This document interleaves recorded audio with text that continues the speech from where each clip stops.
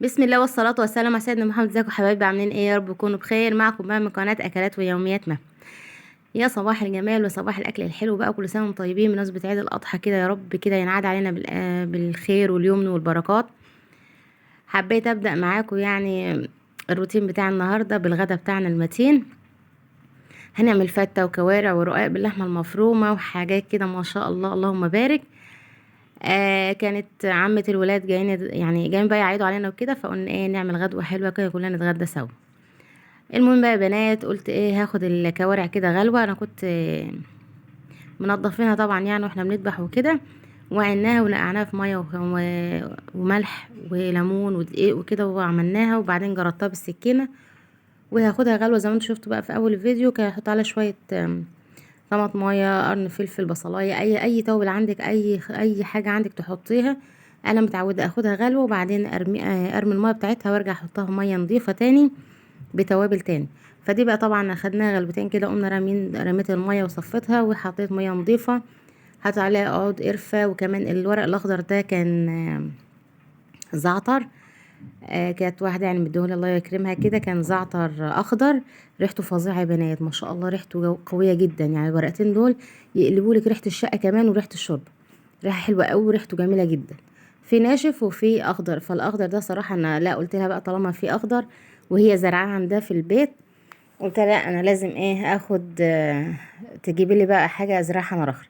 فادتني ايه يا بنات، ادتني شويه كده ازرعهم، وان شاء الله ان شاء الله يعني ابقى ازرعهم معاكم. المهم حطيتهم بقى وايه سبتها بقى تستوي مع نفسها. هي طبعا خدت سوا كبير شويه لانها كانت رجول جاموس.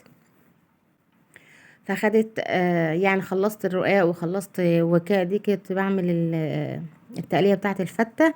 انا طبعا كنت عملت رز الابيض، الرز الابيض عادي خالص، بتشوحيه في معلقه سمنه وبعدين تسوديه شوربه وخلاص على كده. ودي كانت تسبيكه للباميه. كنت اعمل برضو شويه باميه كده حلوين، كان عندي طبقين كده باميه قلت اعملهم برضو بالمره. ودي بقى الايه الطشه بتاعت او التقليه بتاعت الفته. طبعا توم عادي خالص، وهنطفيه بخل.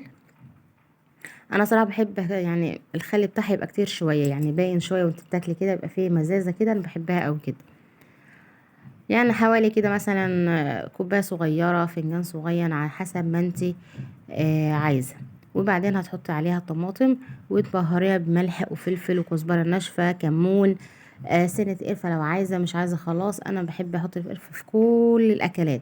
حتى اللحمه المفرومه لما جيت اعصجها للرقاق، انا طبعا عملتها ايه غرقتها قرفه. حطيتها يعني حوالي كده نص معلقه كبيره قرفه، بتدي اللحمه المفرومه ريحه وطعم حلو.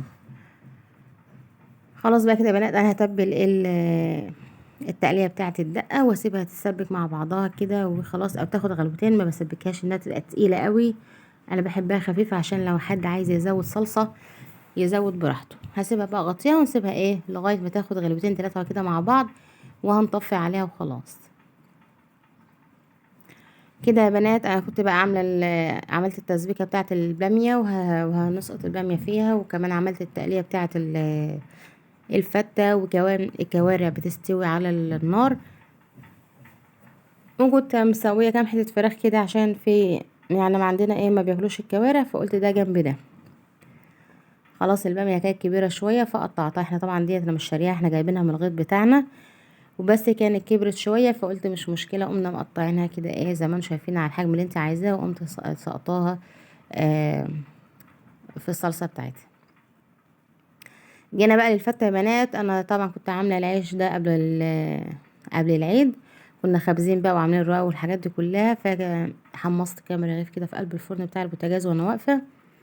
وطبعا ما تحمصوش قوي يعني، بس مش مشكله هم اتحمصوا. انا ما بحبش اقليها او احمره في الزيت، يعني بنحاول نخف العمليه شويه، ما يبقاش كلها دهون بقى وحاجات من دول. انتوا عارفين بقى الاكل بتاع العيد ده بيبقى تقيل، وما شاء الله لحمه وحاجات من دي، فبتبقى الحاجه تقيله علينا قوي.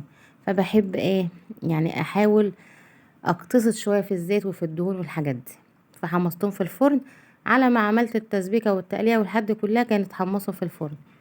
زي ما انتوا بقى شايفين انا قلبت عليها شويه شوربه العيش، وكمان شويه صلصه بالخل بقى والثوم اللي انا عاملاهم. طعمها حلو جدا. وبعدين بدات اعمل طبقه الرز زي ما انتوا شايفين كده، وهبدا افرد طبقه رز كلها على العيش. انا بحاولش يعني اكتر رز، او يعني تبقى الحاجه تبقى ايه، نسبه وتناسب كده، ما يبقاش لا رز كتير قوي ولا عيش كتير قوي، ده محمل ده يعني. وبعد كده بتحط بقى ايه الصلصه على الوش، تعملها بقى اي منظر. انا حاولت يعني ايه اعمل كده شكل حلو، يبقى شكلها حلو. واللي عايز كمان يزود صلصه، كان في صلصه بعد كده في لوحدها، اللي عايز يزود على الفته بتاعته على الطبق بتاعه بيحط براحته خالص زي ما هو عايز، بس ده منظر يعني عشان التصوير وخلاص. لكن في العادي من غير تصوير من غير حاجه، انا بحب اغرقها كلها ايه، صلصه. طبعا للاسف انا كنت خلصت كل حاجه، وكان فاضل الكوارع هي اللي خدت سوا كتير شويه.